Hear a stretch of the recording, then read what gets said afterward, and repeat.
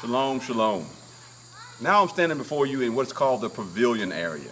This pavilion is a magnificent structure. It is an outdoor covering where we're looking at celebrating and observing Shemini Atzeret. On the 8th day, we will be hosting several weddings that will take place in this area. So this area will be decorated in the Hebraic fashion. It will be a festive environment. There will be music, there will be laughter, there will be singing, and then most importantly, there will be unions between man and woman. Some will be renewing their vows, and some will be getting married for the very first time. So we will be doing that here doing Shemini Atzeret on the last day, which was going to be on October the 7th in the afternoon. Or in the evening. We'll be having that here on Shemini Atzeret.